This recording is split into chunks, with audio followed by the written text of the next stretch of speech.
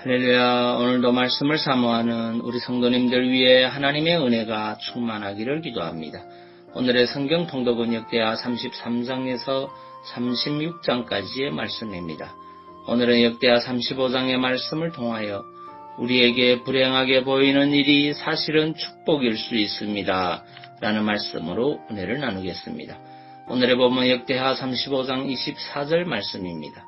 그 신복이 저를 병거에서 내리게 하고 저의 버금 병거에 태워 예루살렘에 이른 후에 저가 죽으니 그 열조의 묘실에 장사하니라. 온 유다와 예루살렘 사람들이 요시야를 슬퍼하고 아멘.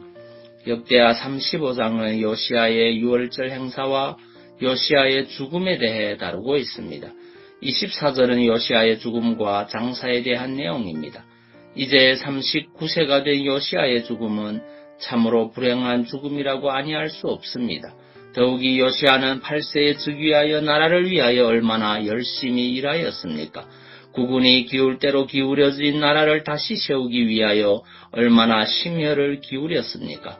그렇게 온 나라 사람들이 그를 위하여 슬퍼하며 울었습니다. 그리고 예레미야 선지자는 애가를 지어 부름으로써 그를 추모하였습니다. 그렇다면 요시야의 죽음은 과연 그렇게 불행하기만 한 죽음이었을까요?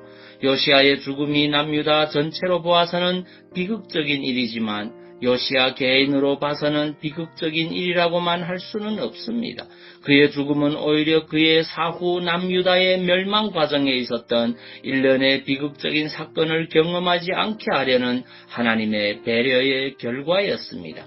남유다의 멸망은 여선지자 훌다의 예언대로 결코 피할 수 없는 일이었습니다. 아무리 선한 왕인 요시야라고 해도 남유다가 멸망하는 것은 막을 수 없는 일이었습니다. 따라서 요시야가 살아 남유다가 멸망하는 것을 보았다면 그에게는 그것이 얼마나 불행한 일이었겠습니까?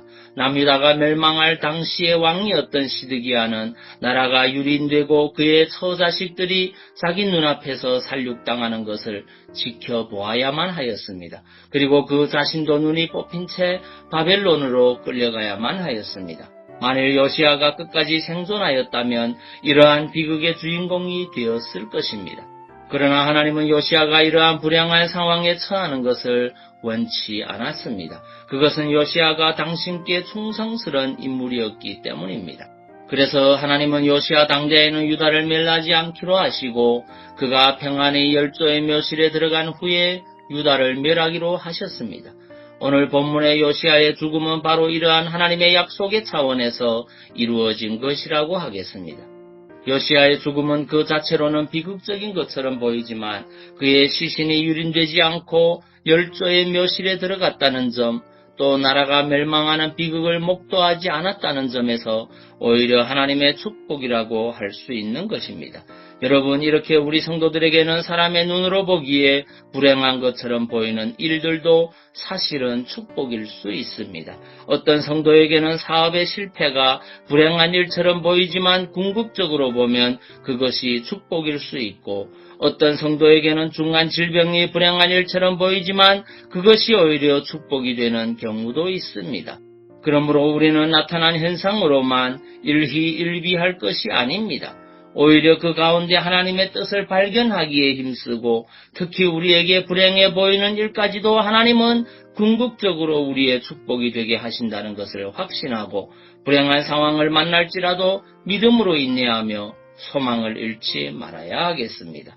창세기 45장 5절 말씀입니다. 당신들이 나를 이곳에 팔았으므로 근심하지 마소서, 한탄하지 마소서. 하나님이 생명을 구원하시려고 나를 당신들 앞서 보내셨나이다. 아멘. 기도하겠습니다.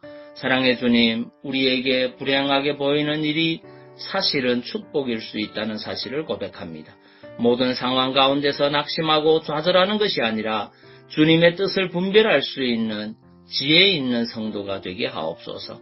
범사에 감사할 수 있는 믿음을 더하여 주옵소서. 오늘도 질병과 마음의 상처들로 고통하는 심령들을 주의 은혜로 치유하여 주옵시고 우리 성도들의 가정에 주의 평강을 더하여 주옵소서. 예수님 이름으로 기도하옵나이다. 아멘.